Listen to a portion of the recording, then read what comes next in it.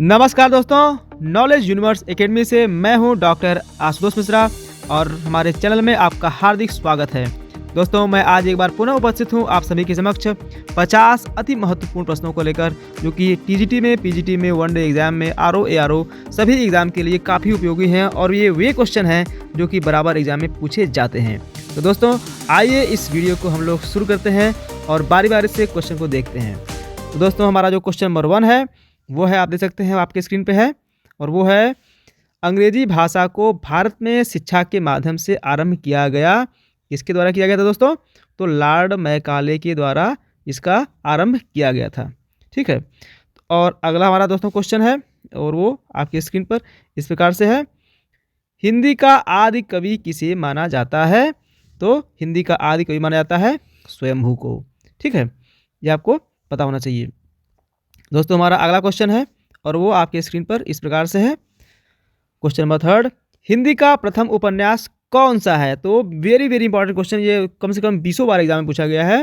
हिंदी का जो प्रथम उपन्यास है वो है परीक्षा गुरु, और इसके जो रचनाकार हैं वो हैं श्री लाला निवास दास, और जो उपन्यास उसका नाम क्या है? परीक्षा गुरु है। अगला हमारा दोस्तों क्वेश्चन है और वो है, हिंदी का प्रथम एकांकी कौन सा है? तो हिंदी का जो देखिए प्रथम एकांकी है वो है एक घूंट।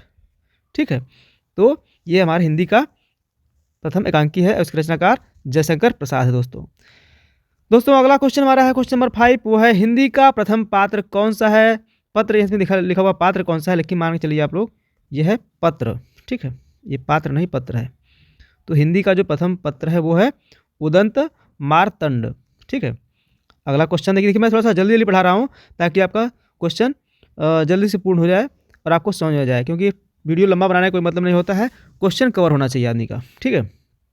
तो दोस्तों अगला हमारा क्वेश्चन है, हिंदी की प्रथम पत्रिका कौन सी है? तो हिंदी की दोस्तों प्रथम पत्रिका का नाम है संवाद कौमुदी। ठीक है। क्वेश्चन नंबर 7 हमारा है और वो इस प्रकार है, क्वेश्चन नंबर 7 क्या कह रहा है भाई? कह रहा है कि हिंदी की वर्णमाला में कितने स्वर होते हैं? तो हिंदी की वर्णमाला में दोस्तों 11 स्वर होते हैं। किसी किसी बुक में आपको मिलेगा 13, किसी में मिलेगा 11, लेकिन आप 11 मान के चलिए, 11 ही सही है दोस्तों। अगला दोस्तों हमारा क्वेश्चन है वो है क्वेश्चन नंबर 8, वो है, हिंदी के किस समाचार पत्र में खड़ी बोली को मध्य देशी भाषा कहा गया है? तो बनारस अखबार में हिंदी खड़ी बोली को मध्य देशी भाषा जो है बनारस अखबार में कहा गया है। ठीक है। अगला क्वेश्चन दोस्तों हमारा है क्वेश्चन नंबर 9 है और वो है, हिंदी के प्रथम कवि कौन है? तो हिंदी के जो प्रथम कवि हैं वो हैं सरहपा, और ये सरहपा कौन थे? यह सिद्धों में आते थे। देखिए, जो नाथ थे वो 9 थे और जो सिद्ध थे उनकी संख्या 84 थी। ये भी क्वेश्चन देखिए इसमें पूछ सकता है कि जो नाथ थे, सिद्ध थे, सिद्धों की संख्या कितनी थी? 84 थी। ठीक है। और इसी 84 में जो है सरहपा भी आते थे जो कि सिद्ध थे। ठीक है। और नाथ कितने थे? अगर क्वेश्चन पूछेगा नाथ भाई कितने थे, जो नाथ थे, जैसे जो गोरखनाथ हुए हैं, गोरखनाथ, चरपटनाथ, मल्लिकार्जुन, मुजफ्फर के नाथ हुए हैं, 9 नाथ हुए हैं, तो 9 नाथ थे। और ये लोग 9 नाथों की संख्या कितनी थी? 9 नाथों की संख्या 9 थी, और जो सिद्ध थे, सिद्धों की संख्या थी दोस्तों 84, और इसी 84 में से एक सिद्ध थे सरहपा, जिनका समय क्या है? जिनका समय है जो है 9वीं शताब्दी, और ये हिंदी के प्रथम कवि माने जाते हैं। ठीक है दोस्तों। अगला दोस्तों क्वेश्चन है आपका और वो है, प्यारे विद्यार्थियों, आप लोग ईमानदारी के साथ अपना ये चैनल आपका है और इसे सब्सक्राइब कर दिए ताकि सबका लाभ हो सके, आपका भी लाभ हो। ऐसे अधिक से अधिक संबंधित लोगों तक शेयर भी करें। ठीक है, जो भी पढ़ने वाला बच्चा है। अगला क्वेश्चन क्या कह रहा है, हिंदी के प्रथम गद्यकार कौन है? तो दोस्तों हिंदी के गद्यकार हैं प्रथम, उनका नाम है लल्लू लाल। ठीक है, प्रेम सागर की रचना है। और अगला क्वेश्चन की अगर हम बात करें दोस्तों, तो अगला क्वेश्चन आपका होता है वो है, हिंदी के सर्वप्रथम गीत लेखक कौन है? तो हिंदी के सर्वप्रथम गीत लेखक कौन है भाई? वो है विद्यापति। इसमें लिखा हुआ है विधापति, लेकिन थोड़ा सा ये मिसप्रिंट है, हमारा जो कंप्यूटर ऑपरेटर थोड़ा सा यहाँ मिसप्रिंट कर दिया है। इनका नाम है विद्यापति। ठीक है, मैं यहाँ लिख देता हूँ, आपको क्लियर हो जाएगा। इनका नाम है देव है, विद्यालय वाला द है। ठीक है, विद्यापति। ठीक है, ये विधापति नहीं है, विद्यापति है। ठीक है, मिस्टेक कभी कभी हो जाता है, किसी से भी हो सकता है। तो दोस्तों क्या है, हिंदी के जो सर्वप्रथम गीत लेखक कौन है? तो वो है विद्यापति। ठीक है। दोस्तों अगला क्वेश्चन है आपकी स्क्रीन पर, वो इस प्रकार से है, आप देख सकते हैं। वो है क्वेश्चन नंबर 12, वो है हिंदी के सर्वप्रथम दैनिक समाचार पत्र कौन-सा है? तो हिंदी का सर्वप्रथम दैनिक समाचार पत्र दोस्तों है, वो है समाचार सुधा जो है सुधा वर्षण भी है, कहीं-कहीं आपको मिलेगा समाचार सुधा वर्षण, तो दोनों सही है, ठीक है? चाहे इसको आप सुधा वर्षण कहिए या फिर समाचार सुधा वर्षण कहिए, एक ही मतलब है दोस्तों। तो हमारे प्यारे विद्यार्थियों, हम लोग चलते हैं अगले अगले क्वेश्चन की तरफ। अगला क्वेश्चन क्या कह रहा है भाई, वो कह रहा है कि हिंदी के सर्वप्रथम प्रकाशित पत्र का नाम क्या है? तो आपको मैंने पहले बताया, तो क्वेश्चन रिपीट हो गया। ये भी है उदंत मार्तंड, आपको पता ही है। अगला क्वेश्चन आपकी स्क्रीन पे है दोस्तों, क्वेश्चन नंबर 14, वो है अजंता की गुफा किस धर्म से संबंधित है? तो अजंता की गुफा बौद्ध धर्म से संबंधित है। अगर आप लोग अजंता कभी जाएंगे तो देखेंगे गौतम बुद्ध की और जितने भी हमारे मतलब जितने भी बौद्धिस्ट हुए हैं उनसे संबंधित वहाँ पे चित्रकारियाँ हैं, कुछ मूर्तियाँ भी हैं। तो अगर आप अजंता एलोरा घूमने जाएँ तो वहाँ इस चीज़ों का अवलोकन भी करें, ताकि आपको अधिक से अधिक नॉलेज हो सके दोस्तों, ठीक है। हमारा क्वेश्चन दोस्तों अगला है क्वेश्चन नंबर 15 अर्थात 15, अटल बिहारी वाजपेयी हिंदी विश्वविद्यालय कहाँ है? तो अटल बिहारी वाजपेयी हिंदी विश्वविद्यालय कहाँ है? ये जो है भोपाल में है, ठीक है। भोपाल में है, लेकिन मुझे याद आ रहा है कि शायद जो है वर्धा में है। तो आप देख लीजिएगा, मुझे लग रहा है भोपाल में है, लेकिन कहीं मैंने वर्धा में पढ़ा हुआ है। तो आप लोग अगर जो भी सही हो आपके अकॉर्डिंग आप कमेंट कर सकते हैं, मैं वैसे मैं इसको और क्लियर कर दूंगा कुछ दिन बाद, ठीक है दोस्तों। अगला दोस्तों क्वेश्चन हमारा है, वो है अतीत के चलचित्र के रचयिता कौन है? तो अतीत के चलचित्र के रचयिता को हमारे कौन है? वो है हमारी महादेवी वर्मा। इन्हें आधुनिक मीरा भी कहा गया है, ठीक है। इसमें देखिए क्वेश्चन ऐसे भी आ सकता है महादेवी वर्मा को लेकर कि आधुनिक युग की मीरा कौन है? तो आधुनिक युग की मीरा भाई कौन है? वो हमारी महादेवी वर्मा भी हैं। मैं नीर भरी दुख की बदली, परिचय इतना इतिहास यही, उमड़ी कल थी मिट आज चली।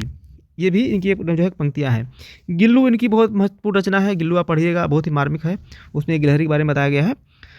और ये हमारे जो महादेवी वर्मा जी हैं, इनका हमारे हिंदी साहित्य में बहुत बड़ा योगदान है, क्योंकि ये छायावाद के जो 4 स्तंभ हुए हैं, जो छायावाद के 4 स्तंभ हुए हैं, ठीक है, वो छायावाद के 4 स्तंभों में भी अपना स्थान रखती हैं ये, ठीक है।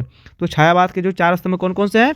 वो है प्रसाद, मतलब कि जयशंकर प्रसाद, पंत अर्थात सुमित्रा नंदन पंत, और हमारे निराला जी हो गए एक, उनका पूरा नाम है सूर्यकांत बढ़ी निराला, और महादेवी वर्मा।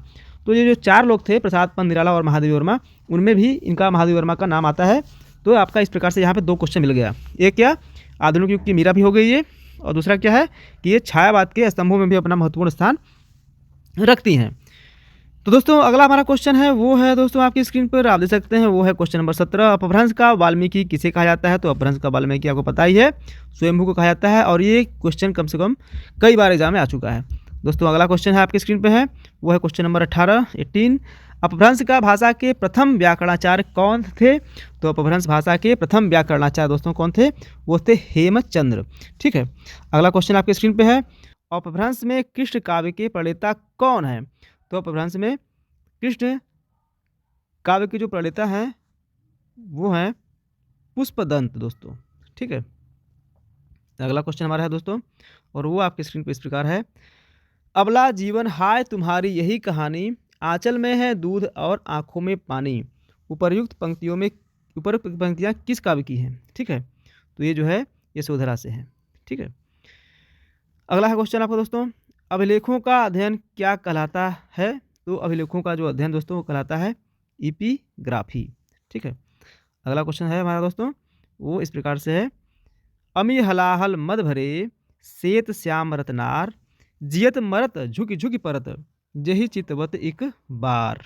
प्रस्तुत पंक्ति के रचयिता कौन है दोस्तों? तो दोस्तों प्रस्तुत पंक्ति के जो रचयिता हैं वो हैं हमारे रसलीन जी हैं। कौन है दोस्तों? रसलीन हैं, ठीक है। अगला क्वेश्चन है, अमीर खुसरो ने किसके विकास में अग्रणी भूमिका निभाई? तो अमीर खुसरो ने खड़ी बोली के विकास में अग्रणी भूमिका निभाई थी। इन्होंने कहा था, मुझसे, मैं हिंदुस्तान की तूती हूँ, मुझसे जो कुछ भी पूछना है हिंदवी में पूछो। इनका कथन ये भी है, क्वेश्चन दे देगा उसमें कि मैं हिंदुस्तान की तूती हूँ, मुझसे जो कुछ भी पूछना है हिंदवी में पूछो। ये कथन भी किसका है भाई? ये कथन भी है अमीर खुसरो का, आपको पता होना चाहिए, ठीक है। इन्हें हिंदुस्तान तूती भी कहा जाता है, या फिर तूती ए हिंदुस्तान भी कहा जाता है दोस्तों। अगला दोस्तों हमारा है क्वेश्चन, वो आपके स्क्रीन पर दोस्तों इस प्रकार से है, क्वेश्चन नंबर 24 है शायद, हाँ, वो है अमीर खुसरो ने जिन मुकरियों, पहेलियों और 2 सुखनों की रचना की है, उसकी मुख्य भाषा क्या है? तो दोस्तों इसकी मुख्य भाषा भी वही है, खड़ी बोली है। आपको पता है क्योंकि ये खड़ी बोली के कवि थे। अगला दोस्तों क्वेश्चन हमारा है वो है अवधी भाषा के सर्वाधिक लोकप्रिय महाकाव्य का नाम क्या है? तो रामचरितमानस इसका महाकाव्य का नाम है। अब रामचरितमानस से भी बहुत सारे क्वेश्चन आ सकते हैं कि रामचरितमानस में की रचना किसकी है? तो आपको पता ही है जो रामचरितमानस है ये रचना किसकी है भाई? ये रचना है हमारे गोस्वामी तुलसीदास जी की ये जो है रचना है। किसकी रचना है? तुलसीदास जी। तुलसीदास जी का जो पूरा नाम क्या था? वो था गोस्वामी तुलसीदास। ये कहाँ के रहने वाले थे? उत्तर प्रदेश के बाला जिले में एक राजापुर ग्राम है, वहीं के ये रहने वाले थे। वहीं इनका जन्म हुआ था। कब हुआ था? 1532 में इनका जन्म हुआ था। इसके साथ ही अगर एक क्वेश्चन पूछे कि रामचरितमानस में कितने कांड हैं? तो रामचरितमानस में दोस्तों कितने कांड है भाई? रामचरितमानस में 7 कांड हैं। ठीक है, जैसे बाल कांड है, अयोध्या कांड, अरण्य कांड, किष्किंधा कांड, सुंदर कांड, लंका कांड और उत्तर कांड। ये 7 कांड हैं। लंका कांड का नाम क्या है? एक और नाम लंका कांड का है, वो है युद्ध कांड। ठीक है, चाहे फिर लंका कांड ये कहिए या फिर युद्ध कांड कहिए। कभी कभी ये भी क्वेश्चन आता है कि रामचरितमानस का जो लंका कांड है उसका एक अन्य नाम क्या है? तो आपका उत्तर होगा लंका कांड का एक अन्य नाम भाई क्या है? वो है युद्ध कांड। ये भी क्वेश्चन कई बार पूछा गया है। ठीक है, तो रामचरितमानस भी आप देखिए, आप तो राम मंदिर बनने जा रहा है, आपको पता है 22 जनवरी को उसका उद्घाटन हो रहा है।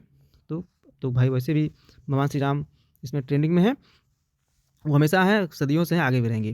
दोस्तों अगला क्वेश्चन हमारा है वो इस प्रकार से है, अशोक के फूल निबंध संग्रह के रचनाकार हैं, आपको पता ही है हजारी प्रसाद द्विवेदी जी हैं। अष्टछाप के सर्वश्रेष्ठ भक्त कवि कौन है? तो अष्टछाप के सर्वश्रेष्ठ भक्त कवि भाई कौन है? वो हमारे सूरदास जी हैं। ठीक है, सूरदास जी अष्टछाप के सर्वश्रेष्ठ भक्त कवि हैं। अगला दोस्तों क्वेश्चन हमारा है आपकी स्क्रीन पर, वो है क्वेश्चन नंबर 28। आँख की किरकिरी होने का क्या अर्थ है? आपको पता है अप्रिय लगना। जिसको व्यक्ति अप्रिय लगता है उसको बोल सकता है कि ये हमारे आँख की किरकिरी है।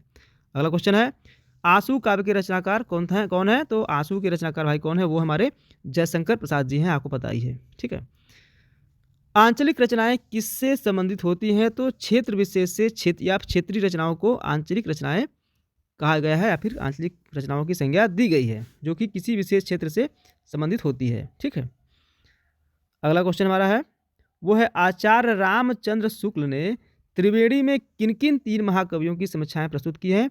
तो आप कमेंट कर सके बता सकते हैं। आगे मैं बोलता हूँ सूर तुलसी जायसी। ठीक है, ये त्रिवेणी नाम से है। ठीक, आत्मजयी की रचयिता कौन है? तो आत्मजयी की रचयिता है भाई कुंवर नारायण। ये क्वेश्चन तो कई बार पूछा जा चुका है और हमको लगता है ये क्वेश्चन कम से कम आरओ में, एआरओ में और टीजीटी में लगभग 2 साल लगातार पूछा गया था क्वेश्चन ये। ठीक है, जब हम लोग टीजीटी देते थे तो पूछा गया था।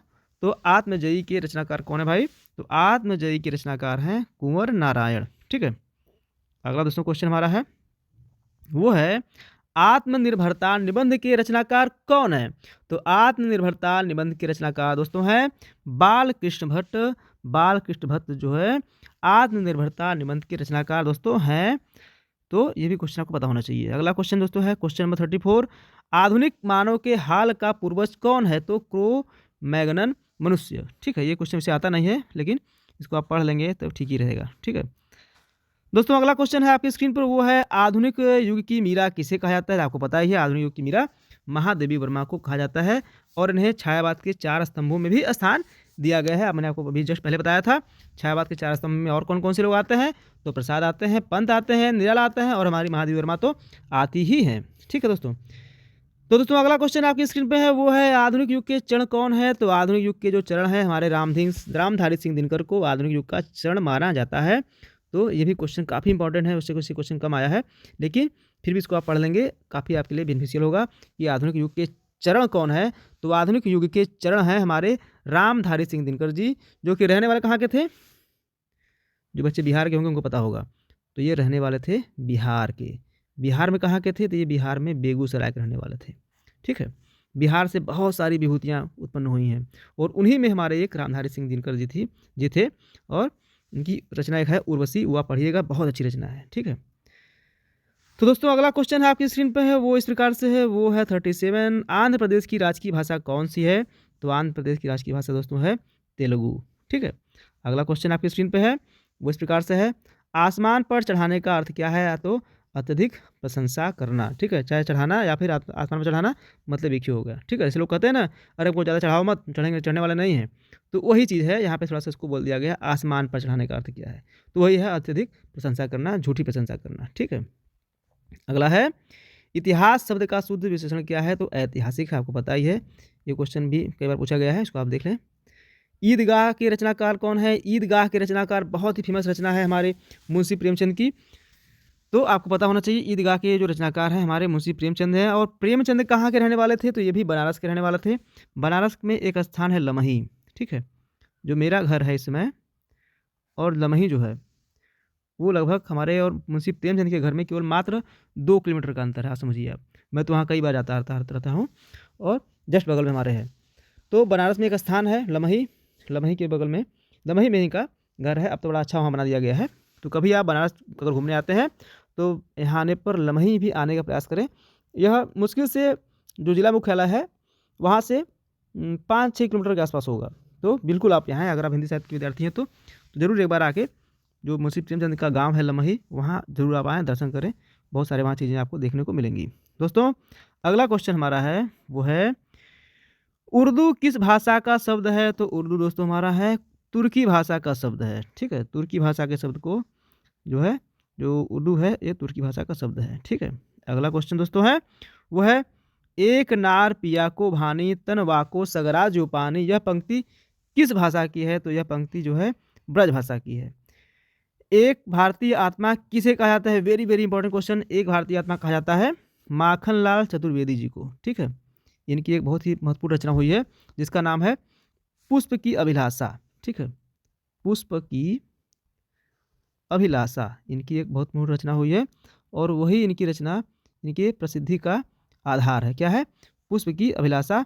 और माखनलाल चतुर्वेदी कहाँ के रहने वाले थे, तो जो बच्चे एमपी के होंगे उनको पता होगा, माखनलाल चतुर्वेदी जो थे ये जो है मध्य प्रदेश के रहने वाले थे, और मध्य प्रदेश में होशंगाबाद जिले की ये रहने वाले थे, ठीक है। तो जो बच्चे होशंगाबाद के होंगे उनको पता ही होगा, ये उन्हीं के जिले के थे। तो दोस्तों अगला क्वेश्चन हमारा है वो है आष्ट्रिक भाषा समूह की भाषाओं को बोलने वालों को क्या कहा जाता है, तो किरात कहा जाता है। इसके साथ ही क्वेश्चन नंबर 45 है कट कटान कपि कुंजर भारी दुह भुजदंड तमक महिमारी डोलत धरण सभापद खसे चले भाज भय मारुत गसे। प्रस्तुत पंक्तियां जो है के रचयिताकार कौन है, तो प्रस्तुत पंक्तियों के रचनाकार दोस्तों हैं हमारे तुलसीदास जी हैं, ठीक है, गोस्वामी तुलसीदास जी, ठीक है। अगला क्वेश्चन है कठिन काव्य का प्रेत किसे कहा जाता है, ठीक है। तो कठिन काव्य का प्रेत हमारे केशव दास जी को कहा जाता है, ठीक है। इन्होंने जो है लिखी थी रामचंद्रिका, इनकी जो रचना है उसका नाम है रामचंद्रिका, ठीक है। और कभी जो इनको कठिन काव्य का प्रेत क्यों कहा जाता है, तो इनकी जो है काव्य की क्लिष्टता है, काव्य इतना इनका कठिन है पढ़ना, उसका अर्थ समझना कि उसी के कारण इनको कठिन काव्य का प्रेत कहा जाता है। और जो ये जब तुलसीदास जी जो थे, तुलसीदास जी ने लिखा था श्री रामचरितमानस, और उनके रामचरितमानस से प्रेरित होकर ही उनके प्रेरित हो गया, क्या मतलब कि कंपटीशन में, प्रतिस्पर्धा में इन्होंने मात्र एक रात्र में जाकर ये लिखी थी रामचंद्रिका। आप समझिए कितना इन्होंने दिमाग लगाया होगा कि उनका राम जो है देखे भाई कि तुलसी जी ने ये लिखा है और बहुत फेमस हो गया है, तो कुछ क्यों ना मैं भी कुछ ऐसा लिखूँ जो कि उनसे भी अच्छा हो और उनसे भी थोड़ा सा मेरा बढ़िया लगे देखने में, ठीक है। तो इन्होंने, लेकिन उनकी मन भावना थोड़ा सा अलग थी, क्योंकि उन्होंने कॉम्पिटिशन में लिखा था रामचंद्रिका, और इतना कठिन लिख दिया कि वो कभी भी जनमानस को कभी पसंद आई ही नहीं उतनी, ठीक है। मतलब अच्छी रचना है, लेकिन भाई अगर कठिन है तो आदमी क्यों पढ़ेगा उसको, है ना। क्वेश्चन ये उठता है भाई कि अगर कोई व्यक्ति है, अगर सिंपल भाषा है, सही शब्दों में लिखा गया है, तभी व्यक्ति उसको पढ़ता है। अब भाषा ही उसकी इतनी कठिन रहेगी कि आदमी उसको पढ़ ही नहीं पाएगा, तो उसको क्यों पढ़ेगा। तो केवल एक रात में इन्होंने जाग कर लिखा था रामचंद्रिका, जो कि इनकी प्रसिद्धि का आधार बना, लेकिन इन्हें इसी रचना के कारण कठिन काव्य का प्रेत कहा जाने लगा था। तो दोस्तों देखिए इसमें ये भी क्वेश्चन था। तो अगला क्वेश्चन हमारा है दोस्तों वो है कथा सम्राट किसे कहा जाता है, तो आपको पता ही है कथा सम्राट हमारे मुंशी प्रेमचंद जी को कहा जाता है। अगला दोस्तों क्वेश्चन हमारा है वो है कबीरदास की भाषा क्या थी, तो कबीरदास की भाषा जो थी वो थी सधुक्कड़ी, ठीक है, आपको पता ही है, क्योंकि ये भी क्वेश्चन कई बार क्वेश्चन पूछा जा चुका है, चाहे नेट का हो, चाहे सीटेट का हो, या फिर टीजीटी का हो, पीजीटी का हो। सीटेट में तो नहीं, टीजीटी पीजीटी में क्वेश्चन कई बार पूछा जा चुका है, और नेट में तो कम से कम 20 बार क्वेश्चन पूछा गया होगा ये, ठीक है। तो दोस्तों कलम का सिपाही किसे कहा जाता है? तो कलम का सिपाही हमारे मुंशी प्रेमचंद जी को कहा था, आपको पता ही है। साथ ही कलम का सिपाही क्या है? तो कलम का सिपाही जीवनी है। ठीक है, ऐसे भी क्वेश्चन आते हैं कि कलम का सिपाही क्या है या फिर ईदगाह क्या है? ठीक है, गोदान क्या है? कफन क्या है? तो आपको पता होना चाहिए कि गोदान क्या है। अगर गोदान उपन्यास है तो आपको पता होना चाहिए कि उपन्यास है। ठीक है, कलम का सिपाही जीवनी है तो आपको पता होना चाहिए कि जीवनी है। ईदगाह अगर कहानी है तो पता होना चाहिए आपको कि ये कहानी है। तो आपको ये भी पता होना चाहिए कि कौन सी रचना क्या है, ठीक है? और उसकी रचनाकार तो आपको पता होना ही चाहिए। तो दोस्तों यही सारे क्वेश्चन थे आपके लिए। दोस्तों ये मेरा नंबर है 7021363862। अगर आप हमसे जुड़कर अध्ययन करना चाहते हैं, अपने तैयारी को एक नई दिशा देना चाहते हैं, तो हमसे जुड़ के भी आप तैयारी कर सकते हैं। हमारे यहाँ टीजीटी का, ठीक है, पीजीटी का, वनडे एग्ज़ाम का और कोई भी वनडे एग्ज़ाम हो और नेट का तैयारी जो है कराया जाता है। अभी नए बैच चालू हो चुके हैं। अगर आपको एडमिशन लेना है तो आप दिए हुए नंबर पे कॉल कर सकते हैं और बात कर सकते हैं, और आप जो है कोर्स अपना इंस्टॉल कर सकते हैं, पढ़ सकते हैं। दोस्तों उम्मीद करता हूँ कि ये वीडियो आपके लिए काफ़ी बेनिफिशियल रहा होगा। अगर ये वीडियो आपको अच्छा लगा हो तो इसे लाइक करें, शेयर करें और इस चैनल को सब्सक्राइब करना बिल्कुल ना भूलें। मैं आपके लिए ऐसे ही नॉलेजफुल कंटेंट लेके आता रहूँगा। मिलते हैं नेक्स्ट वीडियो में, तब तक के लिए दोस्तों धन्यवाद।